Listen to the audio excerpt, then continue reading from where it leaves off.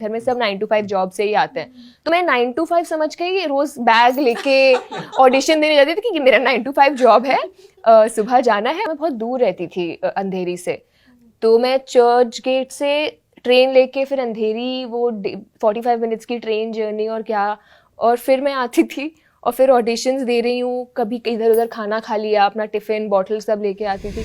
आपकी ये दिल्ली से मुंबई की जर्नी, मतलब मॉडलिंग से बिग विदू विनोद सर की फिल्म, तो स्टार्टिंग में रिजेक्शंस तो आए होंगे, तो उसे फेस कैसे किया?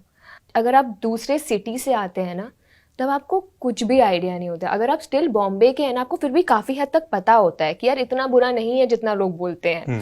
जब आप दूसरे सिटी से आते हो, आपको लगता है पता नहीं यहाँ क्या ही होता है, बाप रे, क्योंकि आपने टीवी के थ्रू ही जो इन्फॉर्मेशन है या कोई बोल देता है अरे मेरी ना बहन की भाभी की वो वहाँ पे है, अरे वहाँ तो ये सब, तो आपको इतनी गंदी इन्फॉर्मेशन मिली होती है कि पता नहीं क्या हो जाता है फिल्म इंडस्ट्री में। और तो आप पहले बड़े घबराए हुए से होते हो कि यार मतलब थोड़ा बड़ा केयरफुल रहना पड़ेगा। फिर तो आप जो दूसरी सिटी से आते हो तो धीरे धीरे आपको पता चलता है कि यार आधी जनता झूठ बताती है, ये वो लोग होते हैं इनका खुद का नहीं होता तो वो दूसरे को भी कि नहीं यार यहाँ तो नहीं हो पाता। तो वो धीरे धीरे समझने में टाइम लगता है कि यार सबकी जर्नी अलग है, जस्ट बिकॉज किसी के साथ नहीं हुआ जरूरी नहीं आपके साथ नहीं होगा, मतलब। और फिर थोड़ा टाइम तो ये समझने लग जाता है ऑडिशंस कहाँ हो रहे हैं, आराम नगर क्या जगह है, कौन सी कास्टिंग एजेंसीज हैं। तो आई थिंक एक पहला साल तो मुझे वही समझने में लग गया कि अच्छा रामनगर में ऑडिशंस होते हैं, अच्छा ये कास्टिंग डायरेक्टर्स हैं। शुरू में सिर्फ एड ऑडिशंस के लिए ही कॉल आते थे, फिर धीरे धीरे सबने नोटिस करना शुरू किया कि अच्छी एक्टर है, इसको बड़े प्रोजेक्ट्स के लिए बुलाओ, मेन लीड्स के लिए करो। वेब सीरीज आ गई थी तब तक थैंकफुली।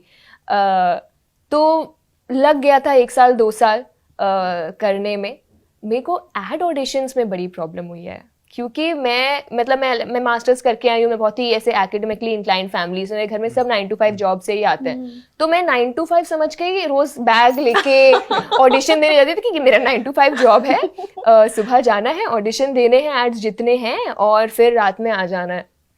तो मैं ऐसे बैग लेके जा रही हूँ, मैं बहुत दूर रहती थी अंधेरी से, तो मैं चर्च गेट से ट्रेन लेके फिर अंधेरी वो 45 मिनट्स की ट्रेन जर्नी और क्या, और फिर मैं आती थी और फिर ऑडिशंस दे रही हूँ, कभी इधर उधर खाना खा लिया, अपना टिफिन बॉटल सब लेके आती थी, और मुझे ऐड नहीं मिलते थे।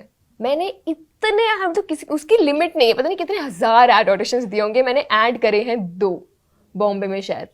तो और मुझे याद है 2019 के एंड में मैंने ना ठान लिया था कि यार मैं ऐड ऑडिशंस नहीं दूंगी, अब मैं मर जाऊं, मैं भूखी मर जाऊं इस शहर में, मैं ऐड के ऑडिशंस नहीं दूंगी क्योंकि मुझे नहीं मिलता है।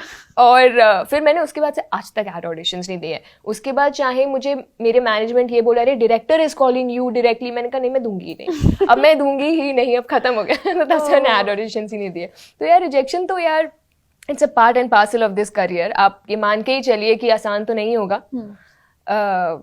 तो इतना तो मुझे था, और मैंने रिएक्शन कभी पर्सनली नहीं लिए, मैंने कभी नहीं सोचा अच्छा मुझे पसंद नहीं करते हैं या मेरी शक्ल अच्छी नहीं है, मुझे पता था कि यार कोई रीज़न है नहीं हुआ, तो वो एक बहुत इंपॉर्टेंट चीज़ है। बट हाँ रिजेक्शंस बहुत हैं, बस पर्सनली आप मत लीजिए, आप समझिए आप शायद उस रोल के लिए सही नहीं है या अभी आपका वक्त नहीं है, तो जब आपका वक्त आएगा तो आएगा।